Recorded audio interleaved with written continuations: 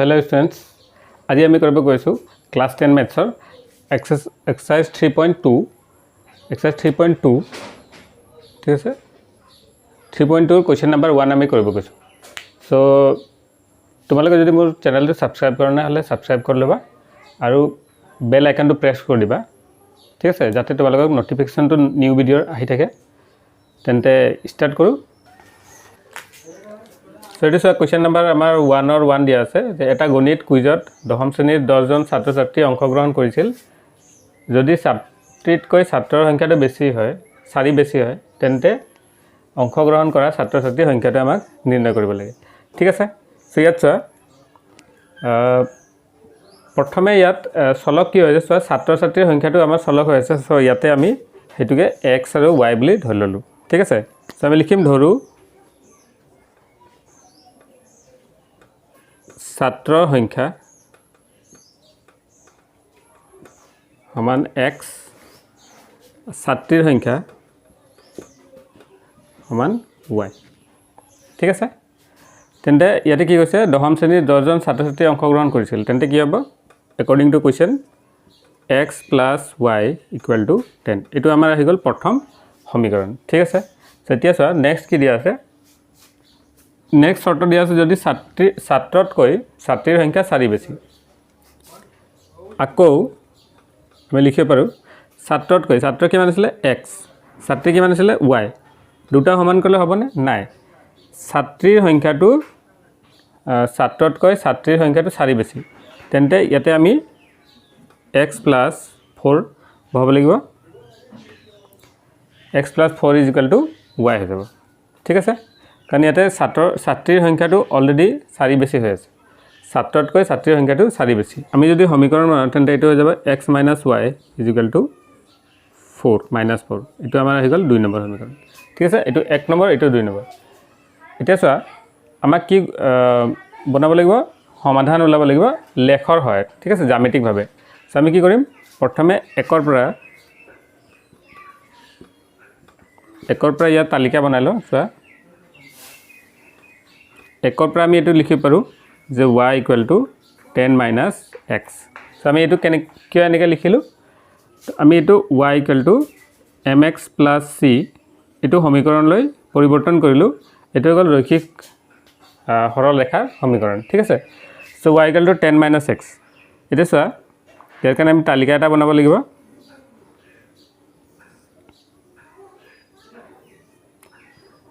so এটো আহি গল আমাৰ তালিকা এটো x এটো y সো এটা মান কিটা বহাই যায় এটা 5 বহালে এটা 10 ৰ পৰা 5 গলে 5 4 বহালে এটা 10 ৰ পৰা 4 গলে 6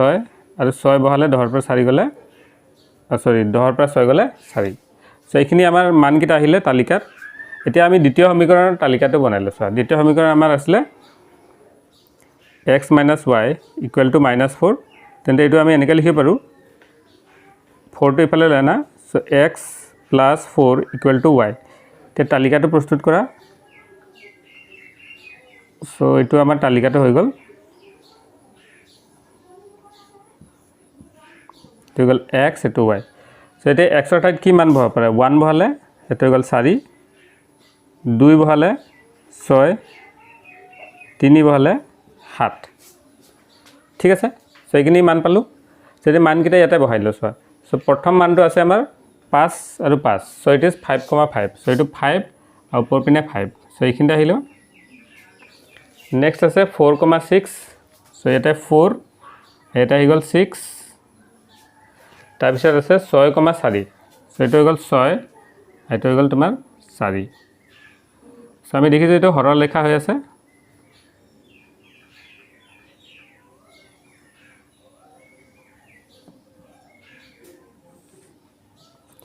এটো হৈ গল প্ৰথম সমীকৰণ যেটো আছিল x + y = 10 তো সমীকৰণটো আছিল x + y = 10 ঠিক আছে এতিয়া দ্বিতীয় সমীকৰণটো বনাছোৱা দ্বিতীয় সমীকৰণৰ কাৰণে মান কিটা বহাইলো সো প্ৰথমটো আছে 1,4 সো x পিনে 1 y পিনে 4 ইয়াত আহিব নেক্সট মানটো আছে 2,6 সো 2, এটো হৈ গল 6 ঠিক আছে তৃতীয় মানটো 3,7 সো 3,7 তো এটো এইখিনতে আহিব আমি যদি সংযোগ কৰোঁ তেন্তে এইটো আহিব এতিয়া চোৱা দুইটা মান কি দুটা সৰলৰেখা আমাৰ এইটো দ্বিতীয় সৰলৰেখাটো আছিলে x - y = x - y = -4 এইটো দ্বিতীয় আমাৰ লেখটো আছিলে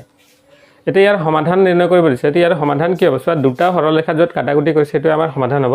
সো কত কাটাকুটি কৰিছে এই বিন্দুটো নিৰ্ণয় কৰা চোৱা বিন্দুটো আছে 3,7 সো এই বিন্দুটো হৈ গ'ল 3,7 এতেকে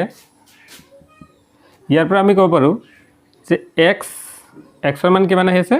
3 আৰু y মান কিমান আহি আছে 7 ঠিক আছে এতেকে ছাত্ৰৰ সংখ্যা হৈ যাব ছাত্ৰৰ সংখ্যা হৈ গ'ল 3 আৰু ছাত্ৰীৰ সংখ্যা হৈ যাব 7 ঠিক আছে এটো আমাৰ প্ৰথম কোৱেশ্চনৰ সমাধান আহি গ'ল এতিয়া আমি দ্বিতীয় 2 নম্বৰ কোৱেশ্চনটো কৰো সো হেল্লো স্টুডেন্টস আমি কৰি আছিলো কোৱেশ্চন নম্বৰ 1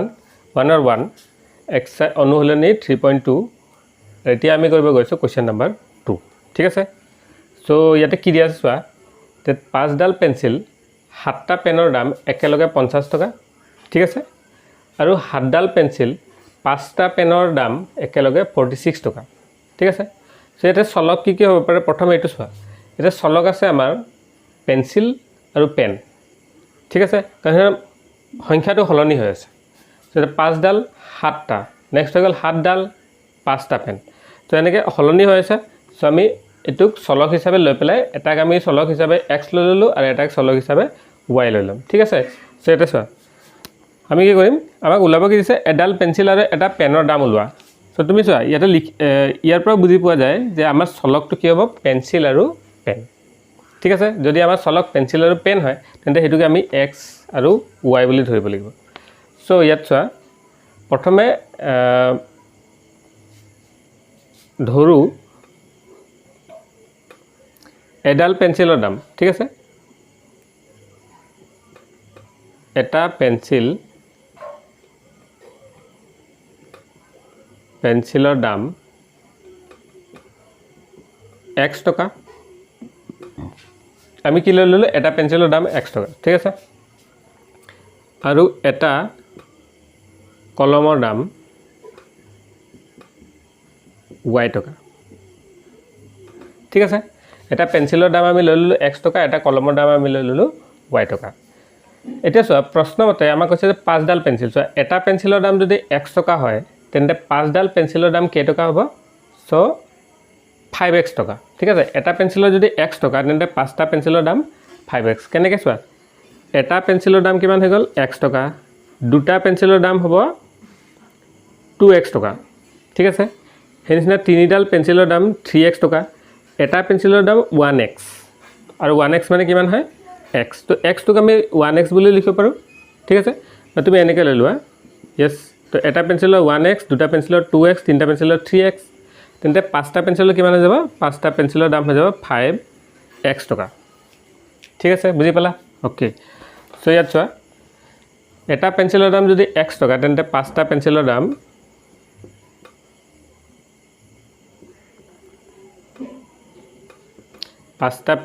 দাম আমাৰ আহি যাব 5x টকা আৰু 7টা কলমৰ দাম বা পেনৰ দাম ঠিক আছে কলম লিখিলে হয় কলমৰ দাম কিমান হৈ যাব 7y টকা ঠিক আছে এতিয়া 5টা পেন্সিল আৰু 7টা পেনৰ একেলগে দাম কিমান দি আছে 50 টকা সো প্ৰশ্নমতে according to question 5টা পেন্সিল আৰু 7টা কলম তো 5টা পেন্সিলৰ দাম আৰু 7টা কলমৰ দাম তো 5টা পেন্সিল x টকাকে 7টা কলম y টকাকে গুটেকেটা মিলি পেলাই কিমান টকা হৈ যায় 50 টকা সো এটো আমাৰ সমীকৰণ প্ৰথমটো হল এটা দ্বিতীয় সমীকৰণটো আমি কি লিখো চোৱা ইয়াতে দিয়া আছে যে আকৌ ইয়াত চোৱা 5টা পেনৰ দাম একেলগে আৰু ইয়াতে 7টা পেন্সিলৰ দাম আৰু 5টা পেনৰ দাম 7টা পেন্সিল তো 7টা পেন্সিল হলে তোমাৰ আকৌ বুলি লিখিলম এতিয়া আমি এইটো নোলাওঁ চোৱা 5টা পেঞ্চিলৰ দাম অলৰেডি আমি ওলাই লৈছোঁ তেন্তে 7টা পেঞ্চিলৰ দাম কিমান হ'ব সো এইটো হৈ যাব 7x আৰু 5টা পেনৰ দাম কিমান হৈ যাব 5x সৰি 5y ঠিক আছে গোটেইকেইটা একেলগে কিমান হৈছে 46 এইটো আমি ললো 2 নম্বৰ সমীকৰণ হল এতিয়া আমাক ইয়াৰ যেটো সমাধান আছে এটো জ্যামিতিক ভাৱে প্ৰদৰ্শন কৰিব দিছে ঠিক আছে তো এটো সমাধান কৰিব লাগে লৈখিক ভাৱে সো আমি ৰৈখিক জোৰ আমি গঠন কৰি ললো এতিয়া ইয়াক সমাধান কৰো লৈখিক ভাৱে লৈখিক মানে গ্ৰাফ অঙ্কন কৰিব লাগিব সো ইয়াত চোৱা লৈখিক ভাৱে হলে আমাক এটা তালিকা লাগিব তালিকাটো বনাবৰ কাৰণে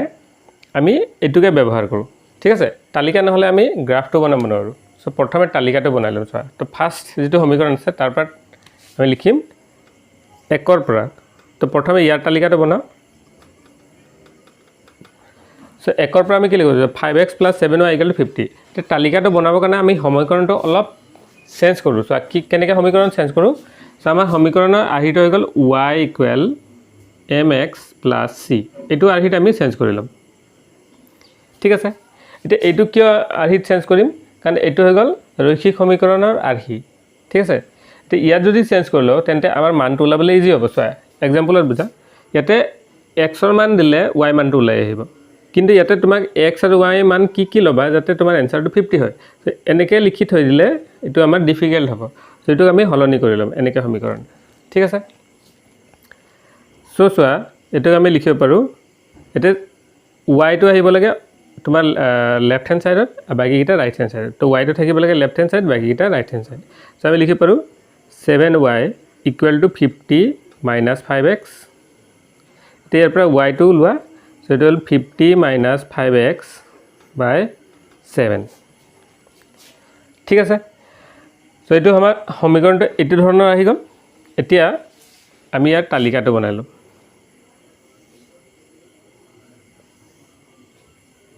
তো তালিকাত আমাৰ তিনটা মান হলে হল এটো x এটো y ঠিক আছে তো ইয়াত চোৱা এনেকৈ কি মান বহাব পাৰা যাতে এটো মাইনাস হলে হাতে হৰণ হ'ব পাৰে ঠিক আছে সো তুমি কিমান বহাব পাৰা চোৱা এটা 5x আছে সো x ৰ ঠাইত মই বহাই দিলো 3 সো x ৰ ঠাইত মই বহাই দিলো 3 বহালে কি হ'ব ইয়াতে x ৰ ঠাইত 3 বহালে 5 3 * 15 তেন্তে 50 ৰ পৰা 15 গলে কিমান হ'ব 35 35 তো হাতে হৰণ হয় সো এটা 3 বহালে এটা হ'ব 35 আৰু 7 5 * 35 তেন্তে মোৰ কিমান আহিব 5 ঠিক আছে বুজি নাপালে এটো চোৱা মইটো দেখাই পেলাই মুছি দি আছো সো 50 মাইনাস ইয়াতে x ৰ ঠাইত কি বহালো 3 তো এটা হৈ যাব 5 পূৰণ 3 / 7 তেন্তে এটো হৈ যাব 50 - 5 3 * 15 ভাগৰ 7 তাৰ মানে এটো হৈ যাব 35 মাইনাস কৰিলে 35 আৰু 7 তে তুমি জানা যে 7 5 * 35 সো আমাৰ এনসাৰটো কিমান আহিলে 5 তেন্তে y কিমান আহি গল 5 এটো 5 ঠিক আছে এনেকৈ বহাই লবা সো নেক্সট এটো মই মুছি পেলাই বাকিটা কৰো এতিয়া নেক্সট আমি কি লব পাৰো যাতে এটো হাতে হৰণ হ'ব পাৰে -4 লৈ ললো চোৱা -4 ললে কি হ'ব চোৱা এটো -4 যদি লোৱা তেন্তে 5 * -4 সো এটো হৈ যাব 50 y = 50 - 5 * -4 / 7 সো y = 50 মাইনাস 5 4 গুণ কিমান হৈ যাব 20 কিন্তু চিনটো কি হ'ব মাইনাস ঠিক আছে / 7 তেন্তে y = হৈ যাব 50 এইটো মাইনাসে মাইনাসে কি হৈ যাব প্লাস 20/7 তেন্তে y = কিমান আহিব 70/7 আৰু 7 কিমান গুণ 70 7 10 গুণ তেন্তে y মান কিমান আহিলে 10 কিমান লওতে 7 y মান 10 সো এটা 10 লৈ লোৱা এতে যদি মই 10 লৈ লছো 10 ললে কি হ'ব y = 50 - 5 পূৰণ 10 / 7 তেন্তে y = 50 - 5 10 গুণ 50 ভাগৰ 7 তেন্তে y = এটো 0 থাকিলে 0/7 = y = 0 হৈ যাব সো 10 ললে কিমান আহিব 0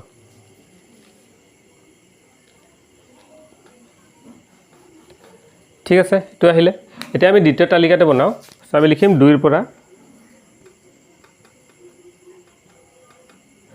ইয়াৰ পৰা আমি কি লিখিব পাৰো এটো আকাৰত আৰ্হিত চেঞ্জ কৰা তেন্তে 5y = হ'ব 46 - 7x তেন্তে y = হ'ব 46 - 7x / 5 এতিয়া মই তালিকাটো বনাই লওঁ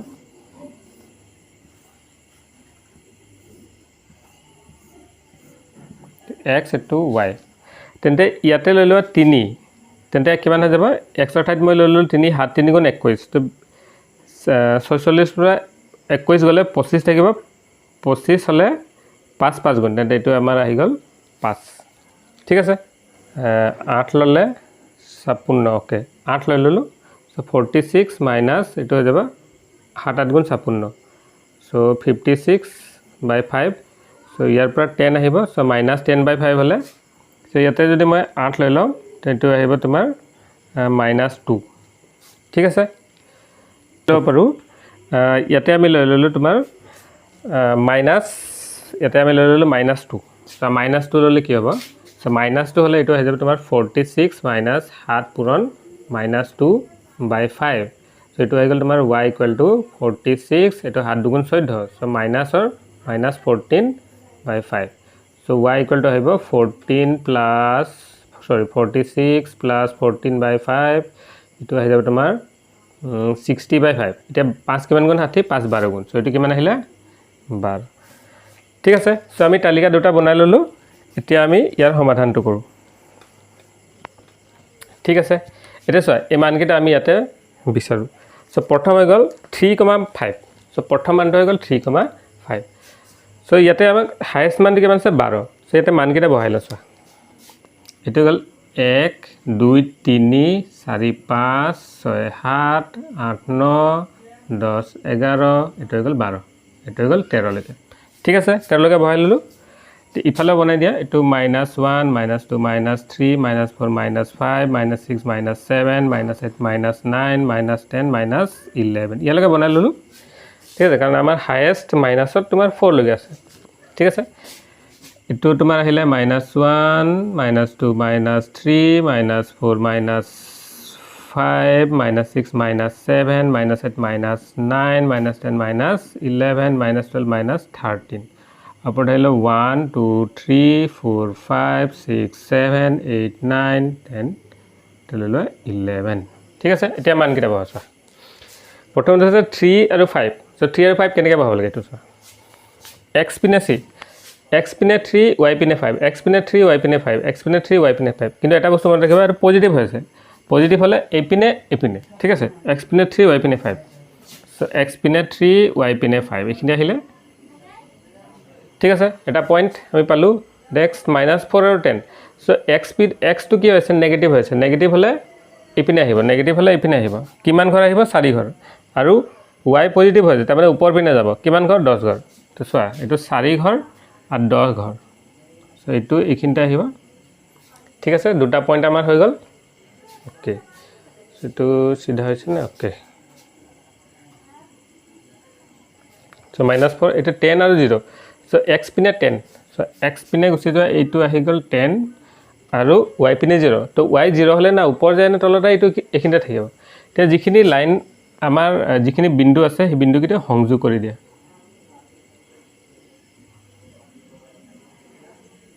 সো মানিলো এইটো বিন্দুটো হয় এইটো আমি সংযোগ কৰিলো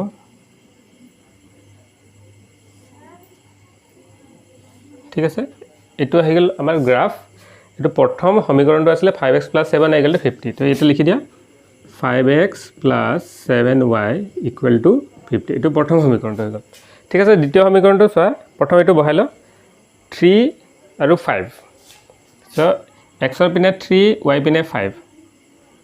সো এখিনটা আহিব কৰবা x ৰ পিনে 3 y পিনে 5 ঠিক আছে তাৰ পিছত সো ইয়াটো 3 5 আছে ইয়াটো 3 5 কি বুজা গৈ আছে মই অলপ পিছত বুজাইছো 8 আৰু -2 এটো হৈ গল 8 এটো হৈ গল -2 -2 হলে কোন পিনে আহিব তল পিনে ঠিক আছে তেন্তে এটো হৈ গল 8 আৰু -2 হলে তল পিনে আহিলে এইখিনিতে ঠিক আছে নেক্সট পয়েন্ট আছে -2 আৰু 12 সো -2 আৰু 12 টো পজিটিভ উপৰ পিনে যাব সো 10 11 12 সো এইখিনটা আহি যাব সো তিনটা বিন্দু সংযোগ কৰা সো বিন্দু কিটা হৈ গল আমাৰ এইটো বিন্দু ঠিক আছে এইখিনি বিন্দুটো আমাৰ আহি গ'ল আৰু এই লেখডালৰ সমীকৰণটো হৈ গ'ল 7x + 5y = 46 ইয়াৰ সমীকৰণ হৈ গ'ল 7x + 5y = 46 এতিয়া আমাক ইয়াৰ সমাধান ওলাব আছে তো তুমি চোৱা যে দুটাও ৰেখা কোনটো বিন্দুত কাটাকটি হৈ আছে এইটো বিন্দুটো কিমান হয় 3,5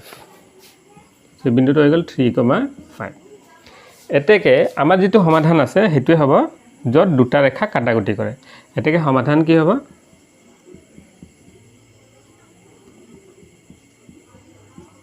সমাধান হৈ যাব 3,5 যদি 3,5 আমাৰ সমাধান হয় তেন্তে ইয়াৰ পৰা আমি ক'ব পাৰো যে x, y = 3,5 কাৰণ এটা স্থানাংক এটা বিন্দুক x, y ৰে হুচুৱা হয় তেন্তে x, y = কিমান আহিব 3,5 তে x মানে কি লৈছিলো x মানে আমি লৈছিলো পেন্সিলৰ দাম এতেকে পেন্সিলৰ দাম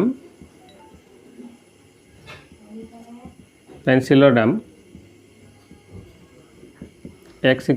3 আৰু কলমৰ দাম y = 5 সো এটো আমাৰ সমাধান হ'ব ঠিক আছে ওকে সো স্টুডেন্ট আমি এতিয়ালৈকে কোৱেশ্চন নম্বৰ 2 লৈকে কৰিলো অনুশীলনী 3.2 সো নেক্সট ভিডিওত আমি কৰিম কোৱেশ্চন নম্বৰ 2 ঠিক আছে সো তেতিয়ালৈকে